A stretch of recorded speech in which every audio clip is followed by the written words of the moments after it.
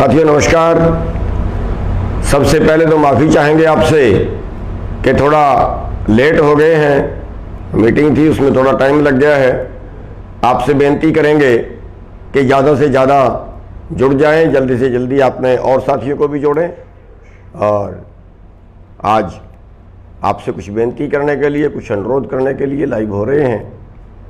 मेरी बेनती है कि आप और ज़्यादा से ज़्यादा लोगों को जोड़ें और आप भी जल्दी से जल्दी जुड़ जाएं।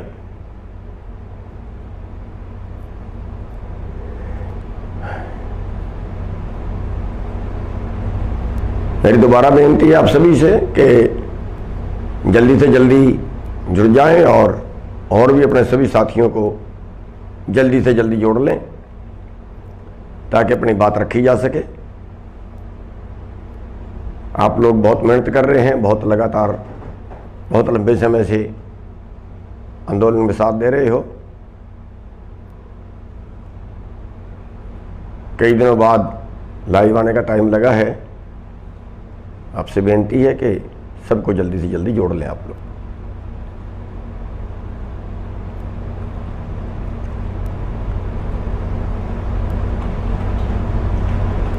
साथियों, सबसे पहले तो आपसे माफ़ी चाहेंगे कि मैंने 2 बजे का टाइम दिया था, कुछ 15 मिनट 20 मिनट ऊपर हो गए हैं, उसके लिए माफ़ी चाहेंगे।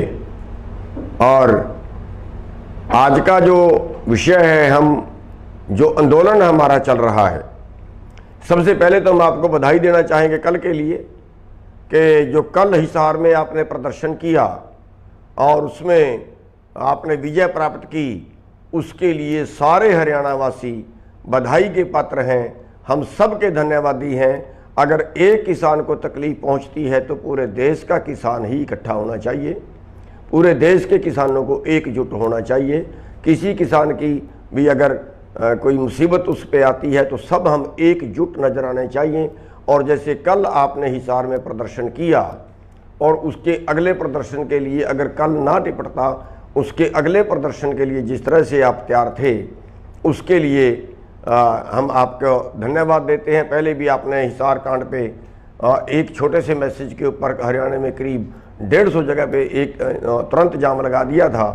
तो आप जो इस तरह की सक्रियता दिखा रहे हैं, जो इस आंदोलन में आप संपूर्णता से भागीदार बने हुए हैं, आप पूरे हरियाणा वासी हथेली पे जान रख के जो लड़ रहे हैं, उसके लिए आपके आभारी हैं, आपके धन्यवादी हैं। और उम्मीद करेंगे कि इस आंदोलन में आप आगे भी ऐसे ही हिस्सेदार बनते रहेंगे, ऐसे ही इस आंदोलन को उठाते रहेंगे। आपको बधाई देना चाहूँगा कि आज हरियाणा जो है वो देश में नंबर 1 पर आज आंदोलन से जुड़ा हुआ है। नंबर 1 पर आज अगर कहीं आंदोलन है वो हरियाणा में है, क्योंकि हरियाणा में बीजेपी की सरकार है और उसी सरकार के विरुद्ध आंदोलन करना, उसी सरकार के मुख्यमंत्री तक को भगा देना, उसी सरकार के उप मुख्यमंत्री को, अन्य मंत्रियों को अपने प्रोग्राम ना करने देना, मुख्यमंत्री तक का हेलीकॉप्टर ना उतरने देना, सभी प्रोग्राम उनके रद्द करवा देना, ये हरियाणा के बहादुर किसान काम कर रहे हैं। इस आज नंबर 1 पे आप काम कर रहे हो। हर किसी स्टेट में इतनी हिम्मत अभी तक किसी ने नहीं दिखाई है, क्योंकि कई स्टेटों में तो कांग्रेस की सरकार है, वहाँ तो कुछ भी आंदोलन कर लें, कांग्रेस कुछ बोलती नहीं है। लेकिन जहाँ बीजेपी की सरकार है, वहाँ केवल हरियाणा स्टेट ऐसा है जहाँ पे इतना कुछ उन्होंने करके दिखा दिया। सैकड़ों जगह से हरियाणा के मंत्रियों को, हरियाणा के उप मुख्यमंत्री को, हरियाणा के मुख्यमंत्री तक को भगा दिया और कई जगह तो उनको माफ़ी मांग के निकलना पड़ा है।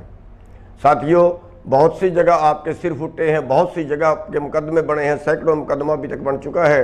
307 तक के मुकदमे आप लोग झेल रहे हो। और इस आंदोलन को आप पूरे देश के अंदर जो धार दे रहे हो, उसके लिए मेरे पास आपका धन्यवाद करने के लिए, कुछ आपकी प्रशंसा करने के लिए शब्द कम पड़ रहे हैं।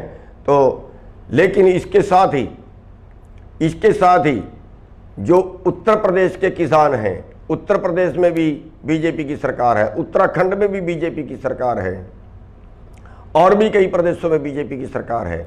अगर इन बीजेपी वाले प्रदेशों में आप सभी लोग इस तरह से सक्रिय हो जाएं। मैं उत्तर प्रदेश के किसानों को खास तौर पे कहना चाहूँगा, मैं उत्तराखंड के किसानों को खास तौर पे कहना चाहूँगा, भाई आप लोग तो हमारे से बहादुर हो, आप लोग हमारे से ज़्यादा मजबूत हो लड़ाई के अंदर, आप लोग हमारे से ज़्यादा संघर्षी हो, आपके प्रदेशों के अंदर हमारे से पहले संगठन बना हुआ है, वहाँ पे और ज़्यादा संगठन काम कर रहे हैं।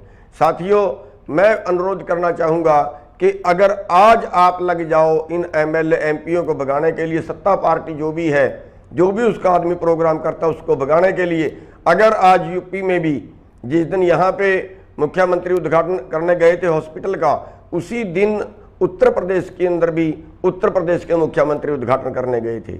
अगर आप यूपी वाले लोग उस दिन यूपी के मुख्यमंत्री को भी भगा देते तो शायद आज हमारा आंदोलन 4 गुना होता।